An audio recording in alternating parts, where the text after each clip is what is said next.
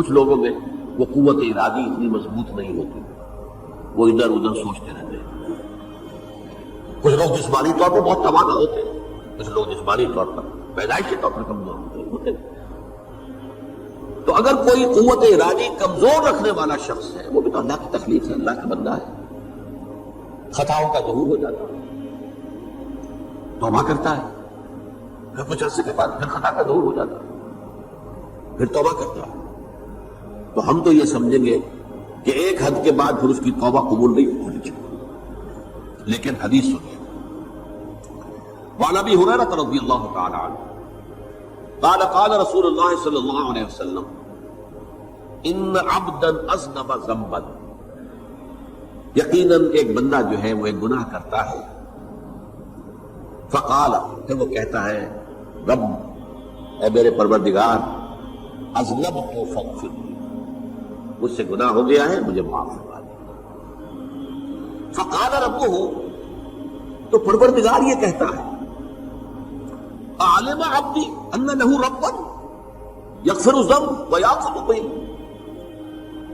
میرا یہ بندہ یہ جانتا ہے کہ اس کا ایک رب ہے جو گناہ معاف بھی کر سکتا ہے اور سزا دے بھی سکتا ہے۔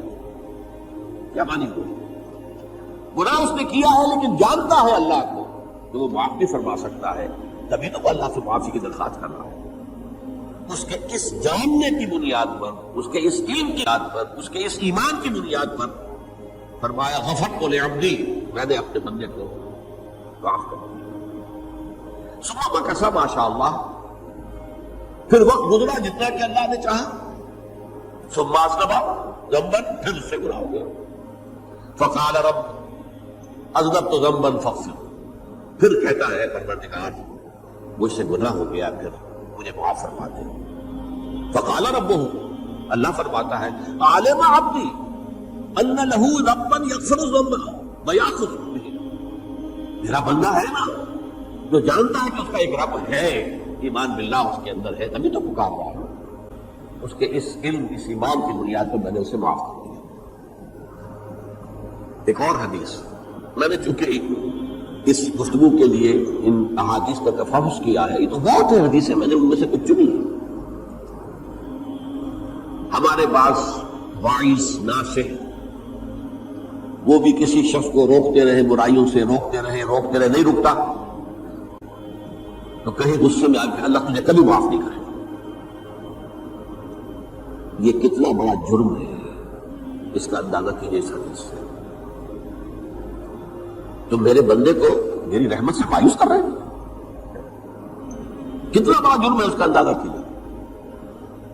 یہ مسلم شریف کی روایت ہے، عن جندب، حضرت جندب رضی اللہ تعالی عنہ سے، ان رسول اللہ صلی اللہ علیہ وسلم حدث، کہ اللہ کے رسول صلی اللہ علیہ وسلم نے ایک واقعہ بیان کیا، ان رجلا قال،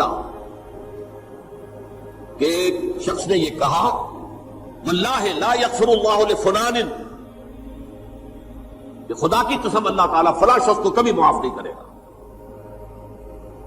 وَأَنَّ اللَّهَ تَعَالَى قَالَ، اس پر اللہ تعالیٰ نے یہ فرمایا مَنْ ذَا الَّذِي يَتَعَالَىٰ عَلَيَّ، یہ کون ہے جو میرے اوپر حکومت کرنے والا آ گیا، جو میری طرف سے حکم لگا رہا کہ میں کبھی معاف نہیں کروں گا۔ مَنْ ذَا الَّذِي، کون ہے وہ شخص، الَّذِي يَتَعَالَىٰ عَلَيَّ اَنِّي لَا أَغْفِرُ لِفُلَانٍ، کہ میں فلاں شخص کو کبھی معاف نہیں کروں گا، قد غفرت لفلان، اس کو تو میں نے معاف کر دیا، وَأَحْبَطْتُ عَمَلَهُ، اس شخص کے تمام اعمال میں نے ضائع کر دیے کہ تم نے میرے بندے کو مایوس کیا۔ یہ ہے جرم کی انکار۔ تو توبہ کی دعوت دیتے رہو، توبہ کے لیے لوگوں کو آمادہ کرتے رہو، توبہ جو ہے اس کے لیے ترغیب دیتے رہو، اللہ تعالیٰ معاف فرمانے والا۔